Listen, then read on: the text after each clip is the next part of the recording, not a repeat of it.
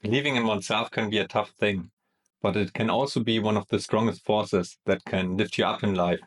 And in this video, I want to help you in figuring out how you can strengthen it and how to find back on track if necessary.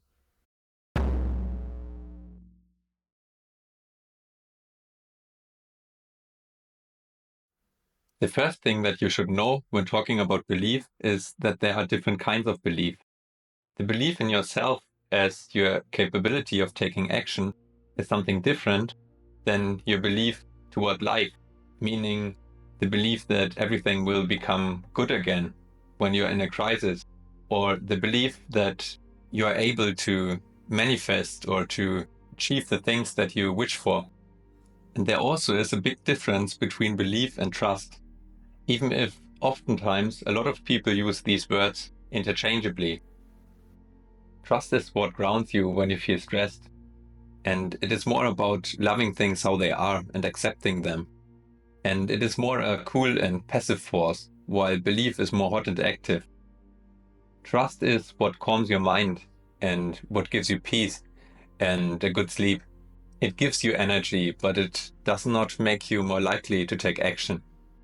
Belief, however, does not increase your overall energy level, but it focuses and bundles the energy within your body and makes you more eager to act.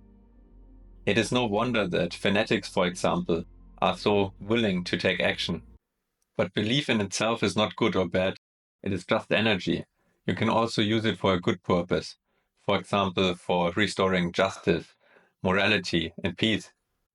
It is connected to the fire sign of Sagittarius and the original ninth house in astrology, and as such, to the fire element and the concept of Dharma, which are about serving something higher. But how can you actually strengthen the belief in yourself in terms of taking action? How can you make it to feel confident enough to be able to rely on yourself that you will take action if necessary? All the three fire signs, Sagittarius, Leo, and Aries, have to do with your confidence and therefore with the strength of your ability to believe in something. Because in each of those signs, you can find a source of this fiery, confident energy.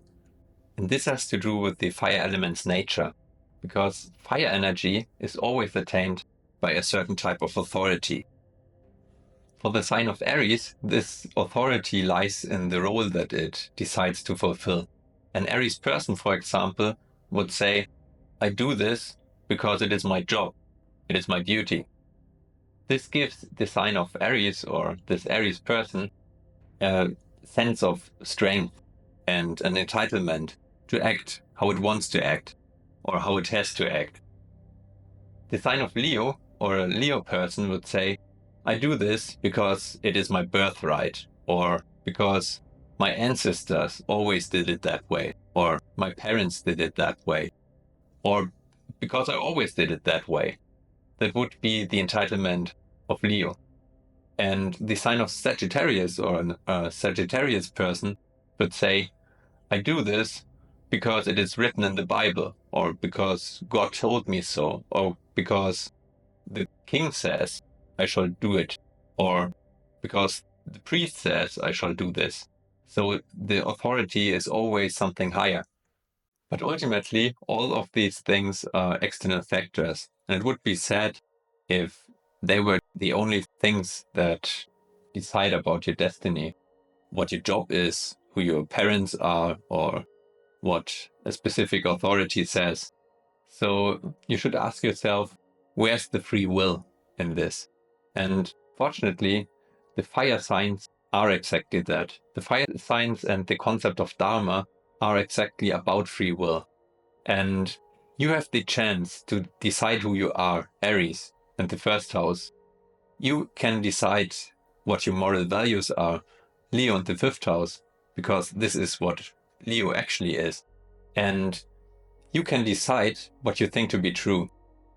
This is the true essence of the sign of Sagittarius in the ninth house. And concerning to Aries, with you can decide who you are, I mean, you can decide about the role that you want to fulfill in this life, because this is actually a decision that you make. But what is the strongest thing that you can do to strengthen that belief in yourself? The strongest thing that you can do is to be more courageous. And with being courageous, I don't mean that you go out there and try to be courageous. No, courage is something that you don't think about, I want to be courageous. Courage is something that comes from within. It's more like a gut feeling. It comes automatically. And actually, to be courageous, you have to be empathic and you have to have certain values. And when you notice and you feel in yourself and you notice that somehow some of these values are hurt or are being hurt from somebody else, or you see something that is happening and it is just not right, and you feel that more intuitively, then normally, if you have a good connection to your body, you will feel a sense of anger. And this is a really important thing and a valuable thing. In our modern culture, anger often is seen as something more bad or evil. But actually, that anger shows us that there's something that is whether in our way towards achieving our goals, or there's something happening which is, in our view, which is not right, which is against our morals. And whenever we can sense that, normally it gives us power. And this power is also connected to the fire element. The fire element is about courage. It's a fiery, strong energy. And we can use this energy to do something bad, or we can use it to do something good. We can use it to attack, but we can also use it to defend or to protect. And courage actually is something that happens automatically. If you have certain values, if you are empathic and you just notice that something happens and you don't like it, you notice there's something happening which is not right, then you will act automatically from this feeling because you're angry. And also in ancient tradition, they always talked about Jupiter's righteous anger. Really important is the word righteous, because if it's too much, it is just hurting other people. But righteous anger, just used in a controlled way, meaning not hurting anyone, but, for example, getting loud in your voice or using this energy to take the right action, to do something to prevent harm from other people, is actually something good.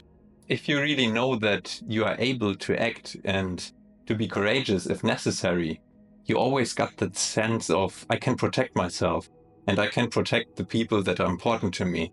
And this is really something that pushes this confidence and this belief in yourself a lot. A strong belief in one's own abilities in the physical is a valuable thing, but oftentimes we face things in our lives which seem to be outside of our control. The most important thing that you have to keep in mind is that life occurs in cycles and that there are bigger cosmic laws that are responsible for our reality, especially in the metaphysical realm. Even our mind is responsible for a lot of things which happen to us. So whenever you feel hopeless or drained, know that the sun always will come out again from between the clouds. And even on the lower material level, these higher cosmic laws show themselves in the form of self-repeating patterns, for example. But what is the point that I want to make? Believing in something higher is always about finding something to hold on, whether it are higher cosmic laws in the metaphysical, or self-repeating patterns on the material, or even higher moral values. Because having high moral values and having a good character is something that in the end always pays off. In order to achieve that, you always have to self-reflect, to find new solution for your problems in life, to change things about your character, about the way you see the world, and what things you believe in, and always trying to come closer to truth and to good moral standards, to cut away and to give up all these things which are, for example, nice for your ego, but not helping in the long term. Believe that time is your friend. Because as long as you stick to and hold on to certain principles in life and obey them, you will always be victorious in a certain sense, because whether you win or you learn something, and when you learn something, you win as well. And trust and belief, if something really resonates with you, you will always get what you deserve. At this point, I just want to mention that the nakshatra or moon house named Punarvasu in Vedic astrology has to do a lot with this topic of self-repeating patterns and hope, and it is also ruled by the planet of Jupiter, and deity, for example, is Aditi, which literally means the unlimited or unrestricted, representing the divine feminine more in a metaphysical sense. And on a material level, also represents self-repeating patterns, for example, only for those of you who are interested in that. But I think I will make a video about this in the future. It's too much for right now. So to sum it all up and to take with you, the first thing is try to figure out if you feel stressed. Then the issue is probably about trust and acceptance and love. And if it's more about belief, then find out if it's about the belief in your abilities, then becoming more courageous would be a good idea.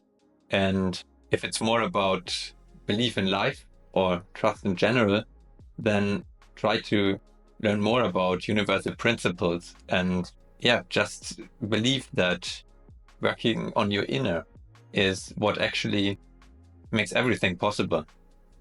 So I really hope you enjoyed the video and you could learn something and take something with you. And if you liked it, just give it a like and hit the subscribe button to support this channel.